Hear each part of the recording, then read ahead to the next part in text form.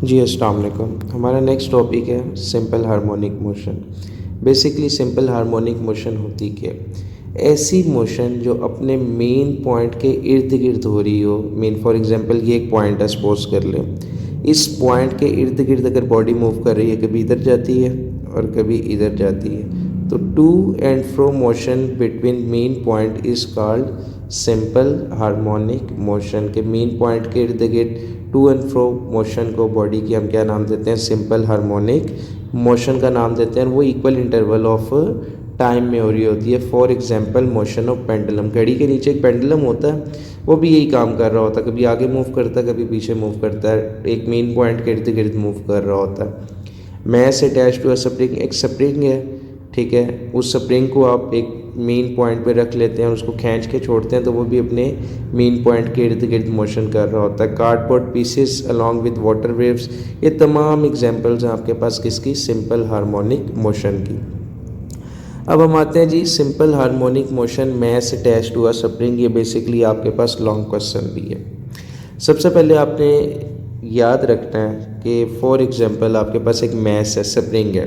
आपने उस स्प्रिंग को मेन पोजीशन पे रख लिया, ठीक हो गया। मेन पॉइंट पर आपने उसको किसी एक पॉइंट पर रख लिया और उसकी एक मेन पोजीशन आपको शो हो गई।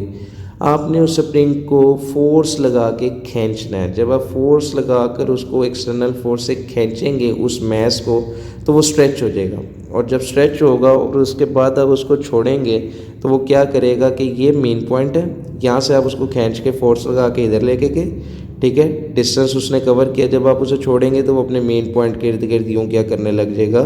मोशन करने लग जाएगा। तो पता ये चला कि फोर्स डायरेक्टली प्रोपोर्शन है डिस्प्लेसमेंट के, कि जितनी आपने उस पर फोर्स लगाई स्प्रिंग पे, उतना ही क्या होगा? डिस्टेंस भी चेंज हुआ। लेकिन दोनों की डायरेक्शन क्या थी?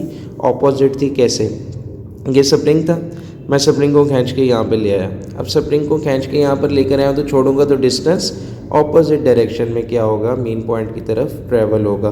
डायरेक्टली प्रोपोर्शन को ख़त्म करूँगा तो एक प्रोपोर्शनलिटी कांस्टेंट आ जाएगा के, जिसका नाम है स्प्रिंग कांस्टेंट। इस के को हम स्प्रिंग कांस्टेंट कहते हैं। और अगर के हमें फाइंड आउट करना हो तो एक्स मल्टीप्लाई हो रहा है, तो इधर जाके एफ के साथ डिवाइड हो जाएगा। और the ratio of external force over displacement इस कॉल्ड स्प्रिंग कांस्टेंट होगी। और इसका यूनिट क्या होगा? फोर्स का न्यूटन होता है, डिस्टेंस का मीटर, तो न्यूटन पर मीटर इसका हमारे पास क्या आ जाएगा? यूनिट आ जाएगा। पहला पॉइंट तो हमारा यहाँ पे क्या हो गया? क्लियर हो गया। अब हमें पता है न्यूटन सेकंड लॉ कि फोर्स किसके इक्वल होती है? एम ए के, ठीक है। और के हमारे पास किसके इक्वल आ गया हुआ है? माइनस एफ की जगह पर पुट कर दिया हमने एम ए, ठीक हो गया। और डिवाइडेड बाय क्या आ गया? एक्स। मीन इक्वेशन 2 का जो हमारे पास के है वो है माइनस एफ ओवर एक्स। तो हमने क्या किया है? यहाँ पर F is equal to M A की जगह के ऊपर हमने जो एम ए है और वहाँ पर हमने क्या पुट कर दिया है? इस एफ को पुट कर दिया। मीन कि एफ की जगह पर के, F is equal to M A है ना, तो इस एफ की जगह पर हमारे पास क्या आ गया? एम ए आ गया, ठीक हो गया। अब a is equal to minus K over M over X. के हमें पता है कॉन्स्टेंट है, एम भी हमें पता है मैस भी कॉन्स्टेंट है। ये जो मैस है ये हमारे पास चेंज नहीं होगा। तो जब मैस और के कॉन्स्टेंट है तो दोनों की जगह पर हम क्या पुट कर देंगे? डायरेक्टली प्रोपोर्शन पुट कर देंगे। तो एक्सेलरेशन डायरेक्टली प्रोपोर्शन डिस्प्लेसमेंट क्या आ गया? लेकिन दोनों की डायरेक्शन हमारे पास क्या होगी? ऑपोजिट होगी। ये बात आपने यहाँ पर याद रखनी है, ठीक हो गया। उसके बाद आ जाते हैं एक्सप्लेनेशन, यहाँ लिखी हुई, आप सारी से पढ़ लेना। रिस्टोरिंग फोर्स क्या होती है? रिस्टोरिंग फोर्स ऑलवेज पुशेस और pull the object performing oscillatory motion toward the mean position. ये जो ऑब्जेक्ट है ये ऑसिलेटरी मोशन कर रहा है इधर, ये देखें, कभी ये इधर जा रहा है, कभी ये इधर जा रहा है। तो जो ऑसिलेटरी मोशन के अंदर पुल और पुश हो रहा है उसको हम क्या नाम दे रहे हैं? रिस्टोरिंग फोर्स का नाम दे रहे हैं, ठीक हो गया। यहाँ पर उसने एक्सप्लेनेशन के अंदर लिखा हुआ है, मैं आपको बता देता हूँ। ये बात आपने याद रखनी है कि जो मेन पॉइंट है ये मेन पॉइंट है, ठीक है। यहाँ से मेन से मैं एक्सट्रीम पर बॉडी को लेके आऊँ।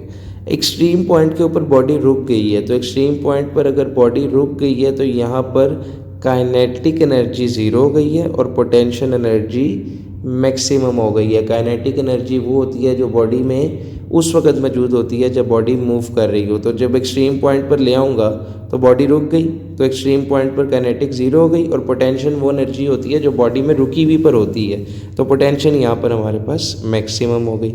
अब यहाँ से छोड़ूंगा तो ये बॉडी मेन पॉइंट पे आएगी, तो मेन पॉइंट के ऊपर बॉडी की काइनेटिक मैक्सिमम होगी और पोटेंशियल एनर्जी क्या होगी, मिनिमम होगी, ज़ीरो होगी। ये बात आपने यहाँ पर एमसीक्यूज़ के लिए बेटा याद रखनी है, ठीक हो गया। अच्छा, उसके बाद एक और चीज़ आपने याद रखनी है जो लास्ट में है, एक्सप्लेनेशन में आपको सारी चीज़ मिल जाएगी जो मैंने आपको बताई है, कि टाइम पीरियड बेसिकली क्या होता है सिंपल पेंडुलम का या मैस स्प्रिंग सिस्टम का। तो अगर हम मैस स्प्रिंग सिस्टम की बात कर रहे हैं तो उसका हमें टाइम पीरियड की भी बात करनी पड़ेगी, और टाइम पीरियड वो टाइम होता है जो बॉडी को एक कंप्लीट रोटेशन, एक कंप्लीट चक्कर लगाने में लगता है। मीन 360 डिग्री का एक चक्कर है, तो उस चक्कर पे जो एक बॉडी को वक्त लगा वो क्या होता है, टाइम पीरियड। और time period mass spring system का निकालने के लिए जो हमारे पास फार्मूला वो ये है, T is equal to 2π√m/k, m mean mass, k mean spring constant.